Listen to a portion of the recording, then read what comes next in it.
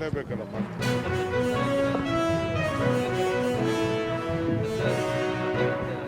ಹಂಚಿಕೆ ಮಾಡ್ತೀವಿ,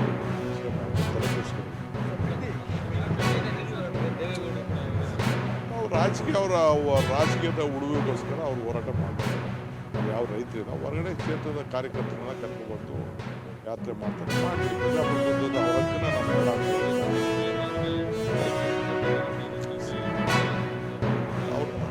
ನೋಡ್ರಿ, ನಾನು ಅವತ್ತೇ ಹೇಳಿದ್ದೀನಿ, ಅವ್ರು ಮಾಡಿದ ಯೋಜನೆ ನಾವು ಮುಂದುವರ್ಸಿದ್ದೀವಿ. ಅವ್ರು ಮಾಡಿದ ಯೋಜನೆ ಮುಂದುವರ್ಸಿದ್ದೀವಿ. ಅವರು ಕೊಟ್ಟದ್ದು 25 ಲಕ್ಷ ಕೊಡ್ತೀನಿ ಅಂತ ಹೇಳಿದ್ರು. ನಾವು 3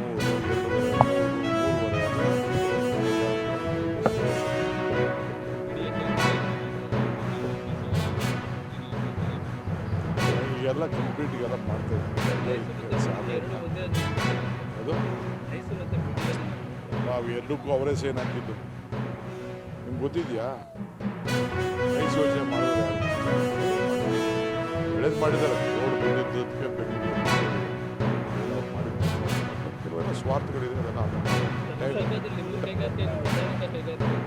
ಟೈಮ್ ಬಂದರೆ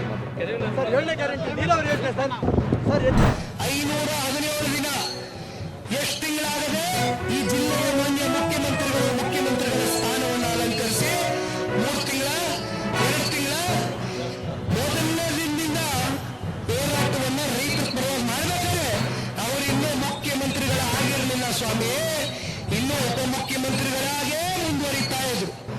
ಒಂದು ಈ ಸಂದರ್ಭದಲ್ಲಿ ಹೇಳಲಿಕ್ಕೆ ಬಯಸ್ತೇನೆ, ಇಲ್ಲಿರ್ತಕ್ಕಂಥ ಬಹುತೇಕ ಶಾಸಕರು ಒಂದು ಪ್ರಶ್ನೆಯನ್ನ ಮಾಡ್ತಾರೆ. ಒಕ್ಕಲಿಗರು ಮುಖ್ಯಮಂತ್ರಿ ಆಗಿರ್ತಕ್ಕಂಥದ್ದು ನಿಮಗೆ ಸೇರಣೆ ಇಲ್ಲ, ನೀವು ಸಹಿಸಲ್ಲ ಅಂತಕ್ಕಂಥದ್ದನ್ನ ಸುಳ್ಳು ಕಥೆಗಳನ್ನ ಕಟ್ಟದು ಬಿಡಿ. ಇಲ್ಲಿ ಯಾವ ಒಂದು ಬಡ ಒಕ್ಕಲ್ತನ ಮಾಡತಕ್ಕಂಥ ಪ್ರತಿಯೊಬ್ಬ ಬಡ ರೈತನು ಕೂಡ ಇವತ್ತು ಆ ರೈತನ ಮಗನ ಜೊತೆಯಲ್ಲಿ ಇವತ್ತು ಮಣ್ಣಿನ ಮಗ ಸನ್ಮಾನ್ಯ ದೇವೇಗೌಡರು ಸಾಹೇಬರು ನಿಲ್ಕಂತಕ್ಕಂಥ ಒಂದು ಧರ್ಮವನ್ನ ಇವತ್ತು ಪಾಲಿಸುವಂತದ್ದಾಗಬೇಕಾಗಿದೆ. ಆ ಒಂದು ಧರ್ಮವನ್ನ ಪಾಲನೆ ಮಾಡ್ತಾ ಇದ್ದೀವಿ.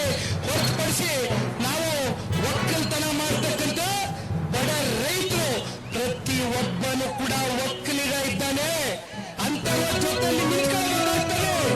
ಕನಕಪುರಕ್ಕೆ ಹೋಗ್ತಾರೆ, ಚಿನ್ನದ ಬೆಲೆ ಹೋಗ್ತದೆ, ನಿಮ್ಮ ಭೂಮಿಯನ್ನು ಮಾಡಿ, ಚಿನ್ನದ ಬೆಲೆ ಗಗನಕ್ಕೆ ಹೋಗ್ತದೆ, ನಾನು ಭೂಮಿ ಬೆಲೆ ಹೆಚ್ಚಾಗಿ ಕೊಡಿಸ್ತೀನಿ ನಿಮ್ಗೆ ಅಂತಕ್ಕಂಥದ್ದನ್ನ ಹೇಳ್ತಾರೆ. ಯಾಕೆ ಈ ಮನತಾಯಿ ಧೋರಣೆ? ಮಾಗಡಿ ವಿಧಾನಸಭಾ ಕ್ಷೇತ್ರದ ಬಿಡದಿ ಭಾಗದ ಜನ ತಪ್ಪೇನು ಮಾಡಿದ್ದಾರೆ? ರಾಮನಗರದ ಆರೋಹಳ್ಳಿ ಭಾಗದ ನಮ್ಮ ಒಳಹಳ್ಳಿ ಭಾಗದ ರೈತರು ತಪ್ಪು ಮಾಡಿದ್ದಾರೆ. ಯಾಕೆ ಈ ಮನತಾಯಿ ಧೋರಣೆ? ನಿನ್ನೆಯ ದಿನ ಈ ಒಂದು ಪಾದಯಾತ್ರೆಗೆ ಕಾಂಗ್ರೆಸ್ನವರ ಮನಸ್ಸಿನಲ್ಲಿ ಇವತ್ತು ನಡ್ತಾ ಹುಟ್ಟಿದೆ ಅನ್ನೋದಕ್ಕೆ ಒಂದು ಸಾಕ್ಷಿ ಇವತ್ತು ರಾಜ್ಯ ಸರ್ಕಾರ ನಡೆಸ್ತಾ ಇರ್ತಕ್ಕಂಥವ್ರು ಇವತ್ತು ಎಷ್ಟು ಗಾಬರಿಯಾಗಿದ್ದಾರೆ ಅನ್ನೋದಕ್ಕೆ ನೀವು ನೋಡಬಹುದು. ಇಲ್ಲಿ ಹೋರ್ಡಿಂಗ್ಗಳು ನಮ್ಮ ವಿರುದ್ಧವಾದಂತ ಹೋರ್ಡಿಂಗ್ಗಳನ್ನ ಹಾಕಿದ್ದಾರೆ. ದೊಡ್ಡ ದೊಡ್ಡ ಪುಟದ ಜಾಹೀರಾತುಗಳು ಇವತ್ತು ಎಲ್ಲ ಪತ್ರಿಕಾ ಹಾಗೂ ದೃಶ್ಯ ಮಾಧ್ಯಮಗಳಲ್ಲಿ ಕೋಟ್ಯಾಂತರ ರೂಪಾಯಿ ಕೊಟ್ಟು ಇವತ್ತು ಜಾಹೀರಾತುಗಳನ್ನ ಕೊಟ್ಟಿದ್ದಾರೆ. ಯಾತಕ್ಕೋಸ್ಕರ ಕೊಟ್ರೆ?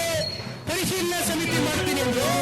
4 ವಾರದಿಂದ ಯಾರು ಮುಖ್ಯಮಂತ್ರಿಗಳು ಯಾವತ್ತು ಪರಿಶೀಲನಾ ಸಮಿತಿಯನ್ನ ಅಧಿಕೃತವಾಗಿ ಘೋಷಣೆ ಮಾಡ್ತಾರೆ ಅಂದ್ರೆ ಪಾದಯಾತ್ರೆಯ ಹಿಂದಿನ ರಾತ್ರಿ ಅಧಿಕೃತವಾಗಿ ಪರಿಶೀಲನಾ ಸಮಿತಿಯನ್ನ ಘೋಷಣೆ ಮಾಡ್ತಾರೆ. ನಿನ್ನೆಯ ದಿನ ಮಾನ್ಯ ಮುಖ್ಯಮಂತ್ರಿಗಳು ಒಂದು ವಿಡಿಯೋನ ಮಾಡ್ತಾರೆ.